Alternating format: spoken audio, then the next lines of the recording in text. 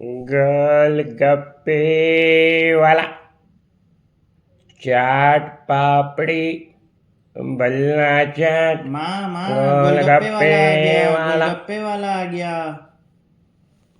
जल्दी आओ ना माँ, वो चला जाएगा। हाँ हाँ, आ रही हूँ बेटा। गोलगप्पे तब तक वाला, इसे रोको तो। भैया रुको, बल्ला। इधर आओ हमारे हाँ घर पर। हाँ बेटा, हाँ आ रहा हूँ। अरे भैया, जरा ये टोकरी उतरवा दोगे? हाँ हाँ हाँ भाई साहब, क्यों नहीं क्यों नहीं, लाओ रख दो। हाँ बहन जी, क्या खिलाऊं? भैया, मुझे तो खट्टे पानी वाले गोलगप्पे देना, और बच्चों को मीठे लगाकर। अरे भैया, मुझे उसमें आलू भी डाल देना। हाँ बेटा, हाँ जरूर डाल दूंगा। अब तो बहुत मजा आएगा। जी हाँ, बिल्कुल सही। ये गोलगप्पों का खट्टा मीठा पानी जैसे खट्टी मीठी यादों का स्वाद भी दे जाता है। वैसे देखा जाए तो गोलगप्पों का जिक्र ऐसा है जो सिर्फ हमारे ज़माने तक ही सीमित नहीं है, आज भी उतना ही चटपटा है। लेकिन मुझे लगता है कि हमारी यादें सिर्फ गोलगप्पों से नहीं, बल्कि उस पुराने दौर से जुड़ी हैं जब गोलगप्पे खुद हमारे घर तक चले आते थे। वो ही तो असली खट्टा मीठा अनुभव था, बचपन वाला। याद कीजिए वो समय जब दोपहर में भरी धूप में वो भैया सिर पर एक बड़ी सी टोकरी रखकर चले आते थे। एक हाथ से टोकरी को संभाले रहते और दूसरे हाथ में एक छोटा सा स्टैंड जैसा होता था, जिसे ज़मीन पर रखकर उस टोकरी को बड़े आराम से उतार कर उस पर रख देते थे। अब उस टोकरी में क्या क्या होता था? गोलगप्पे भी होते थे, पापड़ी भी होती थी, दही भल्ला भी होता था, लाल चटनी, दही और वो खट्टी मीठी हरी वाली चटनी। मुंह में पानी आ गया ना। अरे रुकिए जनाब, सामान तो अभी और भी है, जैसे कुछ उबले हुए चने, थोड़ा सा उबला हुआ आलू, और इन सब के साथ एक छोटी सी मटकी जिसमें होता था चटपटे पानी का खजाना। बस फिर क्या, एक आवाज़ लगाते थे, गोलगप्पे वाला, भल्ला चाट दही पापड़ी, गोलगप्पे वाला। और बच्चे घरों से ऐसे दौड़े आते थे जैसे त्योहार आ गया हो। वाह, क्या स्वाद था, क्या अंदाज था, और क्या मस्ती भरा वो ज़माना था। चलिए, तो अब यहाँ पर शुरू होता था एक और बहुत ही मुश्किल काम। याद कीजिए उस समय को, ना तो कोई दोना होता था, ना कोई पत्तल। याद है ना आपको? वो भैया अपने पास एक पुरानी किताब या कॉपी रखे रहते थे, और जब बारी आती थी गोलगप्पे खिलाने की, तो वो उस पुरानी किताब का एक एक पन्ना निकालकर सभी खाने वालों के हाथ में थमा देते थे। और यहीं से शुरू होती थी एक अलग ही कसरत। उस पन्ने को मोड़ मोड़कर एक कटोरी बनानी होती थी, और ध्यान रखना होता था कि नीचे कोई छेद ना रह जाए, क्योंकि उसी में तो आपको गोलगप्पे खाने हैं और पानी को भी नहीं बहने देना नीचे। क्या ज़माना था जहाँ स्वाद, हुनर और मज़ा सिर्फ एक पन्ने से शुरू होकर हमेशा के लिए याद बन जाता था। वैसे मुझे पक्का यकीन है कि इतना सुनने भर से आपको भी अपने पुराने कुछ किस्से याद आ गए होंगे। तो आपको तो पता ही है, अपने खट्टे मीठे अनुभव साझा करने के लिए कमेंट्स करिए। आपके कमेंट्स ही वो ज़रिया है जो हमें इस तरह के सभी अनुभव साझा करता है। चलिए अब इसके आगे का किस्सा। उस वक्त गोलगप्पे वाला भी एक पारिवारिक सदस्य की तरह होता था। मुझे याद है, जैसा कि मैंने आपको पहले भी बताया था, कि मैं एक संयुक्त परिवार में पला बड़ा हूँ। तो होता क्या था, जब हम बच्चे भाई बहन सब मिल के गोलगप्पे वाले भैया को गली में आवाज़ देकर अपने घर बुलाकर लाते थे, तो वो हमारे घर के बरामदे में अपनी टोकरी सिर से उतार कर बैठ जाते थे। और हमारे घर की सबसे बड़ी बुज़ुर्ग हमारी दादी जी सबसे पहले हम बच्चों से कहती, जाओ भैया के लिए पानी ले आओ। और हम दौड़कर पानी लेने जाते। तब तक भैया अपनी टोकरी सर से उतार कर उस टोकरी के नीचे रखा गमछा या एक वो बड़ा सा रुमाल निकाल कर अपना पसीना पोंछते और पंखे की हवा लेते। और हमारी दादी जी उनसे हालचाल पूछती, जैसे वो हमारे घर में कोई मेहमान आया हो। सच में कितना अपनापन था। और वो भैया भी हमारी दादी जी को अपनी बुजुर्ग माताजी समझकर अपने पूरे दिल से बातें करता। अगर उसकी कोई समस्या होती तो वो भी ज़रूर बताता। और हम बच्चे उस दौरान बेसब्री से इंतज़ार कर रहे होते कि कब भैया पानी पिएंगे और कब अपनी दुकानदारी चालू करेंगे। हमारी दादी जी उस पर इतने हक से बात करती थी कि यदि वो अपने समय से कुछ देर से आया होता तो हमारी दादी जी उससे पूछती, अरे भाई आज लेट क्यों हुए? और वो भी पूरी ईमानदारी से जवाब देता कि जी आज किसी फलां घर या किसी का नाम लेकर उस घर में मुझे ज़्यादा समय लग गया।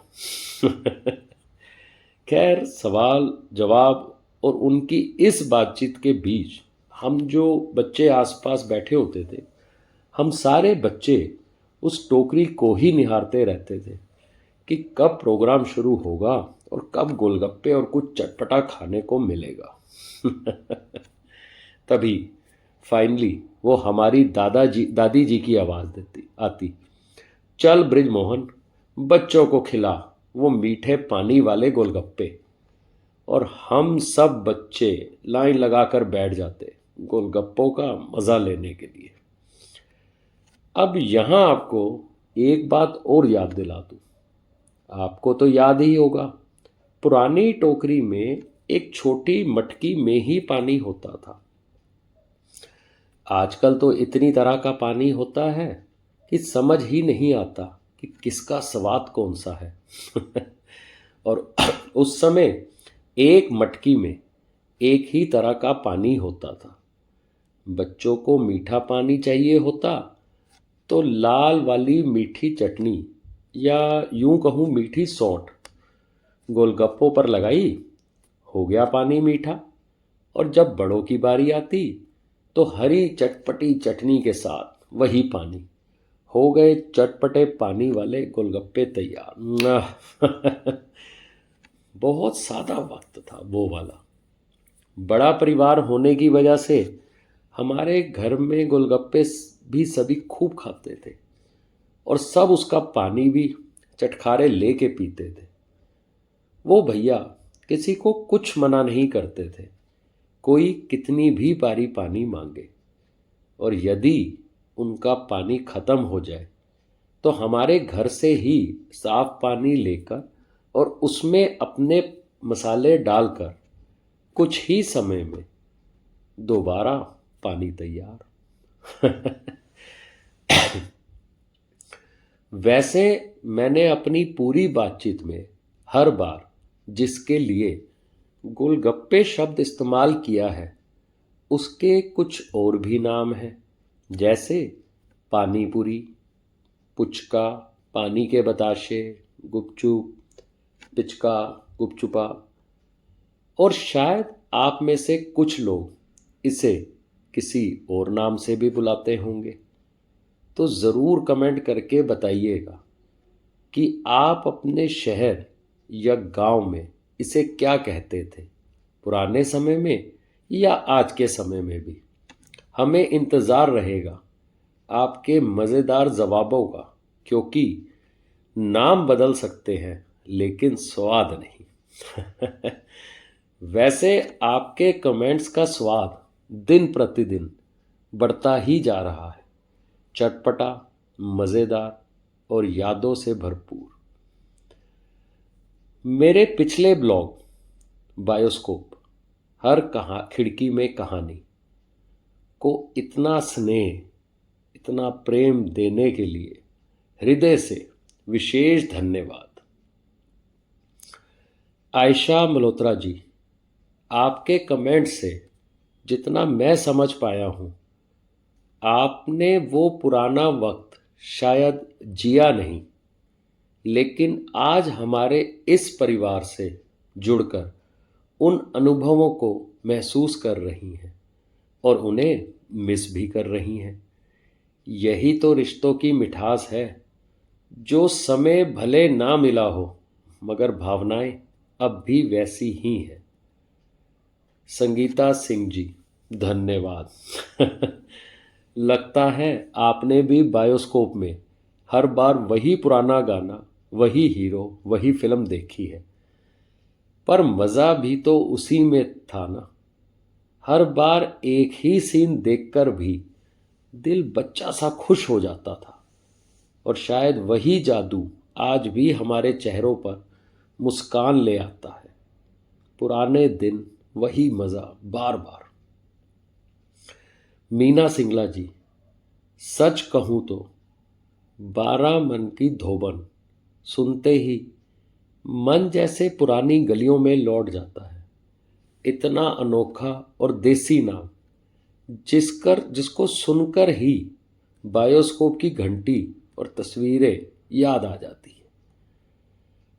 अगर आपके या किसी और के पास बायोस्कोप के और भी ऐसे मज़ेदार नाम हैं तो ज़रूर कमेंट करिए, क्योंकि आपकी बताई हर याद मैं अपनी आवाज़ में फिर से ज़िंदा करूँगा।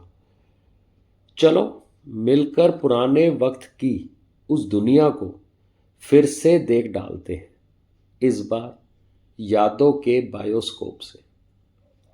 इला भटनागर जी, आपने सिर्फ मेरी बातों को सुनकर बायोस्कोप की झलक अपने मन में बसा ली, तो यकीन मानिए ये आपका प्यार ही है जो मुझे इस काबिल बनाता है कि मैं उन भूली बिसरी यादों को फिर से जगा सकूं। आज आप जैसे अपनेपन भरे श्रोताओं की वजह से ही ये सफ़र इतना भावुक, सुंदर और ख़ास बन पाया है। पुनीत आहूजा साहब, सच में आप तो बचपन की उन शरारतों के ब्रांड एम्बेसडर लगते हैं। जिसने बायोस्कोप तक तोड़ दिया, वो बच्चा नहीं, यादों की धरोहर होता है। आपके हर कमेंट में एक चुलबुलापन, एक अपनापन होता है, और जब आप जैसे लोग अपने अनुभव बांटते हैं तो लगता है जैसे हम सब एक मोहल्ले के ही हैं, बस अलग अलग गलियों से। राधा प्रजापति जी, ये कहानी दरअसल आप जैसे पारिवारिक सदस्यों की ही दी हुई विरासत है, तभी तो ये सीधा दिल में उतर जाती है। अगर इनमें आपको खुशी मिलती है तो यकीन मानिए मेरे लिए यही सबसे बड़ी बात है। गुड़िया कल्याण जी, नमन है आपको और इस पूरे परिवार के हर सदस्य को नमन। यकीन मानिए जब मैं आप सभी के स्नेहपूर्ण संदेश पढ़ता हूँ तो सच में लगता है जो कुछ मैंने सिर्फ एक छोटे से रूप में शुरू किया था, उसे आप सबने अपने प्यार और अपनेपन से एक नई ऊंचाई तक पहुंचा दिया है। ये सिर्फ मेरी नहीं, हम सबकी कहानी बन गई है। रेणु शर्मा जी, आप तो हर विषय में इतने चटपटे और दिल से जुड़े अनुभव रखती हैं कि बस क्या कहूँ। मैं तो बस इतना ही कहूँगा कि आपके जो संदेश में मैं उसे बिल्कुल वैसे ही उसी रूप में अपनी आवाज़ में ढालकर सुनना चाहता हूँ और सुनाना भी चाहता हूँ, और शायद वही मेरा अब तक का सबसे बड़ा ब्लॉग भी होगा। पर सच कहूँ तो आपके संदेश सिर्फ मेरे लिए नहीं, इस पूरे परिवार के लिए प्रेरणा है। मैं दिल से चाहूँगा कि इस परिवार के सभी 10 सदस्य कमेंट सेक्शन में जाएं, एक दूसरे के अनुभव पढ़ें, ताकि हम सबको इस बढ़ते परिवार की सोच और अपनेपन का असली आनंद मिल सके। पॉजिटिव थिंकिंग विद दीपा जी, आपके भाव बहुत सच्चे और दिल से निकले हुए हैं, और सच यह भी है, उस पुराने दौर की सादगी में जो बचपन जिया वो आज भी हमारे यादों की किताब में महकता है। उदास होने से बेहतर है उन खूबसूरत लम्हों को याद करके मुस्कुरा लेना। और जहाँ तक बात है बच्चों को वो दौर दिखाने की, तो बस उन यादों की खुशबू को बांटिए, वो खुद ब खुद एक अनमोल अनुभव बन जाएगी। धन्यवाद दीपा जी, आपकी सोच भी उतनी ही पॉजिटिव है जितना आपका नाम। प्रीत गागर जी, सच में आपने दिल छू लिया। अब वो मज़ा आए भी कैसे, क्योंकि बायोस्कोप में सिर्फ फिल्म नहीं, अपनापन, मोहल्ला और बचपन की मासूमियत भी घूमती थी। अब तो सिनेमा घर सिर्फ स्क्रीन है। वो पुराना दौर तो हर दृश्य में अपनापन भर देता था। आपके शब्दों ने उसी अपनेपन की याद दिला दी। अरुण अरोरा जी, विजय शंकर जी, तरुणा भाटिया जी, राजुल गांधी जी, कमल ओबराय जी, पूनम तलवार जी, आप सभी का दिल से आभार। आप जैसे साथी जब इस यादों के सफ़र में साथ चलते हैं तो ये सिर्फ एक वीडियो नहीं रहता, एक एहसास बन जाता है। हर कहानी, हर याद जब आप सबके जज्बातों से जुड़ती है तो वो और भी गहराई ले लेती है। मेरा बस यही प्रयास रहेगा कि आप सभी के बचपन की मिठास, मोहल्ले की गर्माहट और संयुक्त परिवार की वो मुस्कानें हर वीडियो में गूंजती रहे। आप सब इसी तरह जुड़े रहिए, क्योंकि ये सिर्फ बीते कल की बात नहीं, ये आने वाली पीढ़ियों तक हमारी बात पहुंचाने का सफ़र है। यादें ताज़ा होती रहेंगी और दिल भी मुस्कुराता रहेगा। आज का विषय यहीं समाप्त करने की इजाज़त चाहूँगा, क्योंकि अभी पीछे से वो आज के कॉटन कैंडी और हमारे ज़माने के बुढ़िया के बाल वाले भैया घंटी बजाते हुए आ रहे हैं। तो तैयार रहिए उनका स्वागत करने के लिए, और मैं इंतज़ार करूँगा आपके प्यारे प्यारे कमेंट्स का, क्योंकि आपके कमेंट्स आएंगे तभी तो अपने ब्लॉग की तैयारी कर पाऊँगा। अगर अच्छा लगे लाइक, शेयर और सब्सक्राइब ज़रूर करिएगा। धन्यवाद आपका। आपका अपना नाम जो भी देना चाहे प्यार से।